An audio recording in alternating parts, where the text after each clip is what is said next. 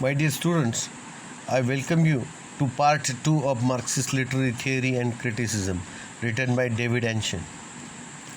On the one hand, Marxism stresses the hidden economic interests guiding dominant conceptions of the world.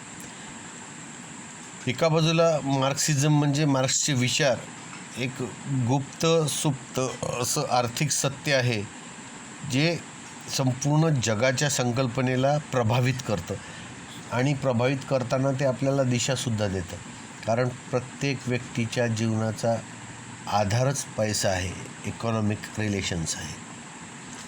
Yet Marxist approaches to literature simultaneously refuse to give up on the conviction that ideas and culture can be sufficiently understood to become liberating.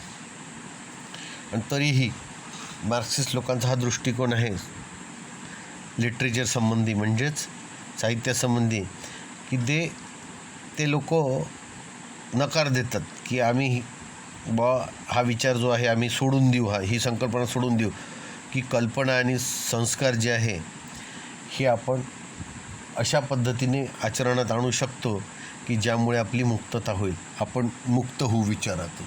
या गोष्टीला ते नकार देतात. त्यांचं म्हणणं काय, idea आणि culture हे वेगळे होऊ शकत नाही, ते एकच आहेत. The same economic determinants that block our understanding can become the basis of our understanding. त्यांचं म्हणणं आहे की जे सारखे आर्थिक घटक आहेत ज्यामुळे आपले विचार बंद होऊन जातात. कधीकधी आर्थिक गोष्टीमुळे आपण पुढचा विचार करत नाही, आपल्याला फक्त पैसाच दिसतो. त्यांचं म्हणणं आहे की हे आर्थिक घटक जे आहे ते सुद्धा आपल्या विचारांचा भाग होऊन जातात, ते आपल्या विचारांचा आधार होतात. आपण पुढचा विचार आर्थिक आधारावरच करतो.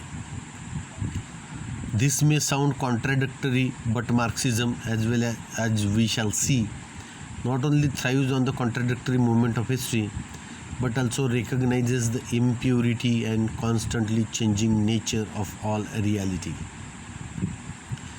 हे थोडं विरोधाभासी वाटू शकतं आपल्याला, परंतु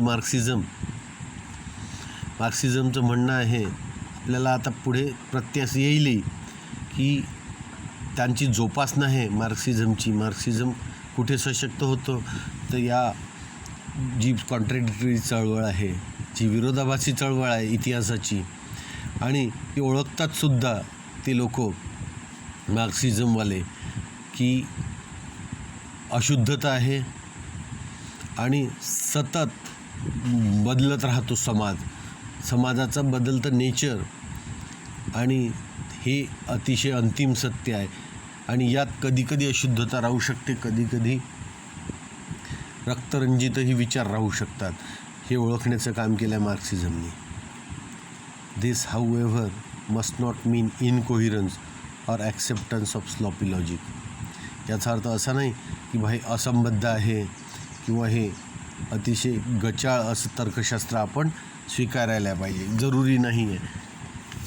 Marxist approaches to literature, properly understood and applied, both historicize the object and methodology of analysis, while necessarily retaining the conviction that cultural interpretation can be true, valid, and reflective of reality, provided one recognizes that significant changes in reality continually unfold and that the class structure and resulting life practices obscure reality while posing contradictions that reveal hidden or undeveloped truths.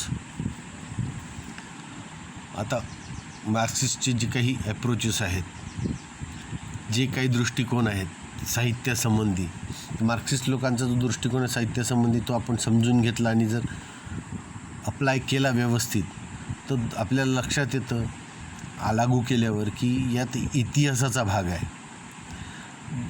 काय करतात, यांचा उद्देश आहे आणि यांची methodology म्हणजे पद्धतीशास्त्रसुद्धा विश्लेषण करायचं. आणि त्यात त्यांचं म्हणणं आहे की हे कन्व्हिक्शन आहे आमचं, असं पक्कं मत आहे की सांस्कृतिक गोष्टी या खऱ्या आहेत. सांस्कृतिक गोष्टी जर तुम्ही समजून घेतल्या तर त्या खऱ्या आहेत, त्या समजल्याच पाहिजे. आपण संस्कृतीशिवाय कोणताही समाज उभा राहू शकत नाही.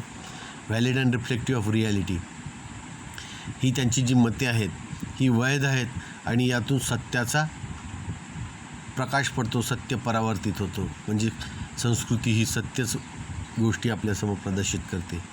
Provided one recognises that significant changes in reality continually unfold. आणि ही गोष्ट लक्षात घेतली पाहिजे. हे केव्हा होतं की जेव्हा तुम्ही ओळखतात की महत्त्वाचे बदल जे आहे सत्य परिस्थितीतले ते आपल्यापुढे गोष्टी उघड करत असतात. कोणतंही सत्य आपल्यापुढे आलं की आपल्यासमोर नवीन गोष्टीचा उलगडा होत असतो. And that the class structure and resulting life practices of reality while posing contradictions. आता होतं काय की क्लास स्ट्रक्चर आहे. क्लास स्ट्रक्चर म्हणजे वर्ग संरचना, उच्चवर्गीय, मध्यमवर्गीय आणि कनिष्ठवर्गीय.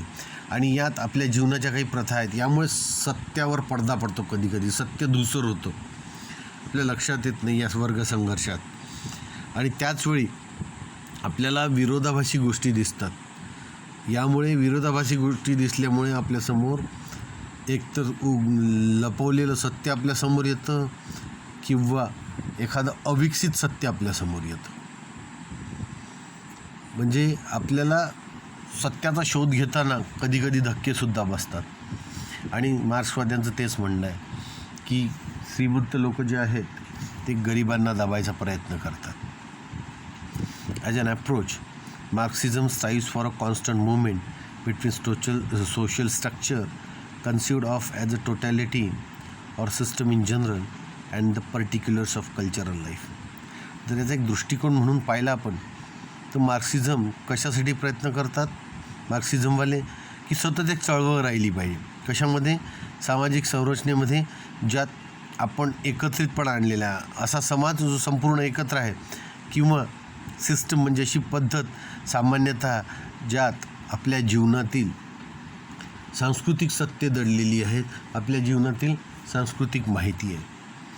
तर याची सांगड घालायचा प्रयत्न मार्क्सिझम करतो. आणि यात चळवळ होते. चळवळ झाली की सामाजिक संरचना जागृत होते. त्यात उच्चवर्गीय, मध्यमवर्गीय, कनिष्ठवर्गीय असा भेद राहत नाही. सर्वांची संस्कृती एकत्र होते. त्यांच्या डिटेलनुसार एक व्यवस्थित पद्धत बनते. आणि ही चळवळ सतत चालू राहिल्यास समाजात समानता येते. सर्व एकाच पातळीवर येतात आणि एकाच पातळीवर आल्यामुळे वर्गसंघर्ष राहत नाही. This is all about part 2 of Marxist literary theory and criticism. Thank you.